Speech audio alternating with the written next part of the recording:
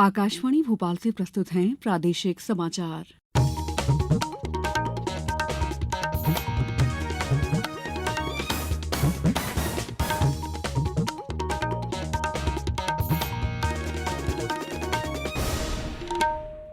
नमस्कार, समाचारों के साथ मैं दीपा सिंह।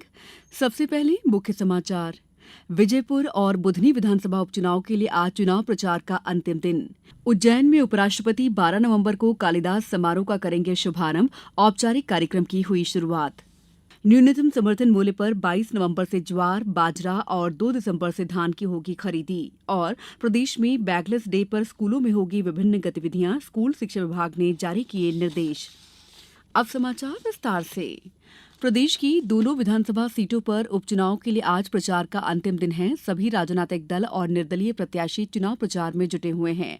श्योपुर जिले के विजयपुर विधानसभा क्षेत्र के उपचुनाव में भाजपा प्रत्याशी रामनिवास रावत के समर्थन में कल मुख्यमंत्री डॉ मोहन यादव ने एक सभा को संबोधित किया। साथ ही कई अन्य प्रचार कार्यक्रमों में भी हिस्सा लिया। मुख्यमंत्री आज भी विजयपुर में हैं। उन्होंने कहा कि प्रधानमंत्री नरेंद्र मोदी के नेतृत्व में डबल इंजन सरकार विकास के नए कीर्तिमान स्थापित करने हेतु संकल्पित है। इस संकल्प की सिद्धि हेतु विजयपुर विधानसभा उपचुनाव में भाजपा प्रत्याशी विजयी होने जा रहे हैं। वहीं कांग्रेस की ओर से विजयपुर विधानसभा में पार्टी के प्रदेश अध्यक्ष जीतू पटवारी ने कल जनसंपर्क किया और मढ़ा, इटवई, विजयपुर सेक्टर की बैठक में कांग्रेस जनों से बूथ स्तरीय तैयारियों के संदर्भ में चर्चा की। आज भी श्री पटवारी विजयपुर में हैं। सीहोर जिले के बुधनी उपचुनाव के लिए बीजेपी और कांग्रेस दोनों पार्टियां पूरी ताकत झोंकी हुए हैं। समाजवादी पार्टी के उम्मीदवार अर्जुन आर्य भी यहां प्रचार में जुटे हुए हैं। 13 नवंबर को होने वाले मतदान के लिए कुल 363 मतदान केंद्र बनाए गए हैं। कुल 2,76,397 मतदाता इनमें वोट डालेंगे। निर्वाचन के लिए 1597 मतदान कर्मियों की ड्यूटी लगाई गई है। झारखंड में विधानसभा चुनाव के पहले चरण का चुनाव प्रचार आज शाम समाप्त हो जाएगा। इस चरण में 43 विधानसभा सीटों पर इस महीने की 13 तारीख को वोट डाले जाएंगे। एनडीए और इंडिया गठबंधन दोनों के स्टार प्रचारक अपने अपने उम्मीदवारों के पक्ष में समर्थन जुटाने के लिए मतदाताओं को रिझाने के सभी प्रयास कर रहे हैं। कल भारतीय जनता पार्टी के वरिष्ठ नेता और प्रधानमंत्री नरेंद्र मोदी ने गुमला और बोकारो में जनसभाओं को संबोधित किया। श्री मोदी ने रांची में रोड शो भी किया। झारखंड मुक्ति मोर्चा के वरिष्ठ और मुख्यमंत्री हेमंत सोरेन ने रांची में चुनावी रैली की। कांग्रेस और अन्य दल भी चुनाव प्रचार में जुटे हुए हैं। उज्जैन में 66वें अखिल भारतीय कालिदास समारोह की औपचारिक शुरुआत कल मां गढ़कालिका की आराधना से हो गई है। इस अवसर पर छात्र छात्राओं ने सामूहिक श्यामला दंडकम का पाठ किया। समारोह की पारंपरिक शुरुआत 12 नवंबर को उपराष्ट्रपति जगदीप धनखड़ करने जा रहे हैं। कालिदास संस्कृत अकादमी के निदेशक डॉ गोविंद कंधे ने बताया कि परंपरा के अनुसार अखिल भारतीय कालिदास समारोह की औपचारिक शुरुआत के बाद इस साल भी वागर्जन का कार्यक्रम संपन्न हुआ। 18 नवंबर तक चलने वाले समारोह के शुभारंभ के अवसर पर संस्कृति विभाग द्वारा घोषित 2 वर्षों की 4 विद्याओं में 8 कलाकारों को अलंकरण प्रदान किए जाएंगे। प्रधानमंत्री नरेंद्र मोदी आज गुजरात के वडताल में श्री स्वामीनारायण मंदिर के द्विशताब्दी समारोह में वीडियो कॉन्फ्रेंसिंग के माध्यम से भाग लेंगे। वे इस अवसर पर वहां उपस्थित लोगों को संबोधित भी करेंगे। वडताल स्थित श्री स्वामीनारायण मंदिर कई दशकों से लोगों के सामाजिक और आध्यात्मिक जीवन की आस्था का केंद्र बना हुआ है। न्यायमूर्ति संजीव खन्ना आज देश के 51वें मुख्य न्यायाधीश पद की शपथ लेंगे। राष्ट्रपति भवन में एक विशेष समारोह में राष्ट्रपति द्रौपदी मुर्मू उन्हें पद और गोपनीयता की शपथ दिलाएंगी। न्यायमूर्ति संजीव खन्ना सर्वोच्च न्यायालय के मुख्य न्यायाधीश के रूप में न्यायमूर्ति डी.वाई. चंद्रचूड़ का स्थान लेंगे, जो रविवार को सेवानिवृत्त हो गए। समाचारों में वक्त है ब्रेक का। ये समाचार आप आकाशवाणी मध्य प्रदेश से सुन रहे हैं। ये समाचार बुलेटिन YouTube पर Madhya Pradesh news all India radio channel पर और फेसबुक साथ ही X प्लेटफॉर्म पर AIR न्यूज भोपाल पर सुने जा सकते हैं। इसके अलावा आप हमारी वेबसाइट newsonair.gov.in पर अथवा न्यूज ऑन AIR ऐप पर भी समाचार सुन सकते हैं। ब्रेक के बाद समाचारों में आपका एक बार फिर स्वागत है। प्रदेश में स्वसहायता समूह महिलाओं को आत्मनिर्भर बनाने के लिए बड़ी भूमिका निभा रहे हैं। इससे महिलाएं आर्थिक रूप से सक्षम हो रही हैं। वहीं उनमें नया आत्मविश्वास भी दिखाई दे रहा है। छतरपुर जिले में स्वसहायता समूह की महिलाएं टेराकोटा से बने खिलौने बनाकर अच्छी आमदनी कर रही हैं। पेश है एक रिपोर्ट।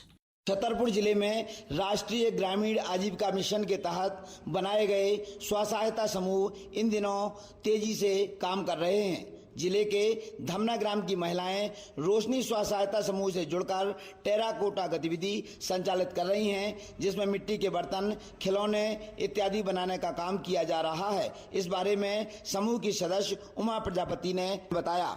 हम लोग टेराकोटा गतिविधि के अंतर्गत मिट्टी के बर्तन, खिलौने, ग्लास बनाने का काम करते हैं। इस समूह में ग्रामीण आजीविका मिशन ने हमारी बहुत मदद की है और हमें समय समय पर कई तरह की राशि भी प्रदान की है। बैंक से भी लोन दिलाया है। हमारे समूह की सभी महिलाएं मिलजुल कर काम करती हैं और हमें इससे काफी आमदनी हुई है और हम लोग सभी खुशहाल जीवन जी रहे हैं।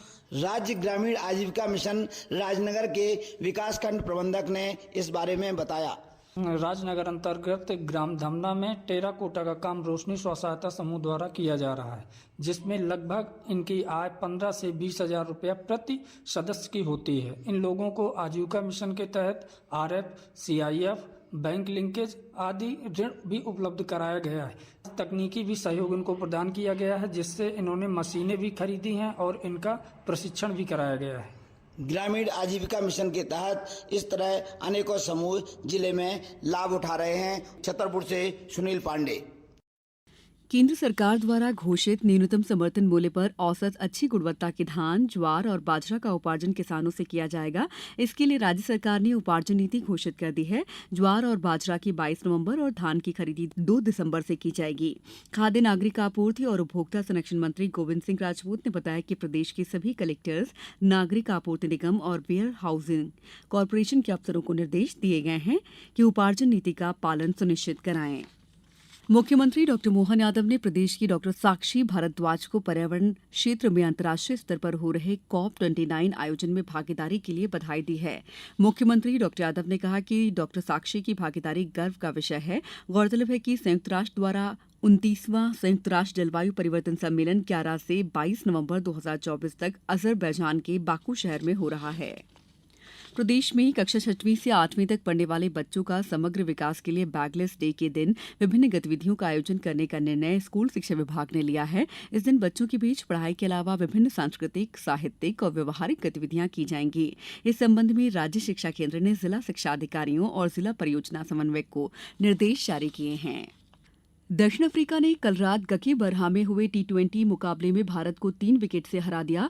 दक्षिण अफ्रीका ने भारत की ओर से दिए गए 125 रनों का लक्ष्य 19 ओवर में 7 विकेट पर 128 रन बनाकर प्राप्त कर लिया। अब कुछ समाचार संक्षेप में। उमरिया जिले के बांधवगढ़ टाइगर रिजर्व के वन परिक्षेत्र में अचेत अवस्था में मिले हाथी शावक की कल उपचार के दौरान मृत्यु हो गई। अपर प्रधान मुख्य वन संरक्षक L कृष्णमूर्ति ने बताया कि वन्य प्राणी चिकित्सा दल द्वारा शावक का उपचार किया जा रहा था। राज्य स्तरीय शालेय बैंड प्रतियोगिता का आयोजन भोपाल के कैंपन स्कूल ग्राउंड में किया गया। सतना के Maharaja Martand Singh Judev white tiger safari and zoo Mukundpur में सफारी पर्यटकों के भ्रमण के लिए आज से नई दरें लागू की गई हैं। पर्यटकों के लिए प्रवेश शुल्क में पैदल भ्रमण 25 रुपए, जू मुकुंदपुर की साइकिल द्वारा भ्रमण हेतु प्रति व्यक्ति 40 रुपए निर्धारित किया गया है। खंडवा में कलेक्टर के मार्गदर्शन में अटूट खास के ग्राम किलवा में माता चौक मंदिर पर आयुष स्वास्थ्य शिविर का आयोजन कल 12 नवंबर को किया जाएगा। पन्ना के शाहनगर का कल कलेक्टर सुरेश कुमार ने औचक निरीक्षण किया। इस दौरान उन्होंने जन भागीदारी से निर्मित होने वाली दुकानों का मौके पर पहुंचकर अवलोकन किया और SDM को दुकानों को पूरा कराए जाने के निर्देश दिए। इस बुलेटिन में इतना ही। नमस्कार।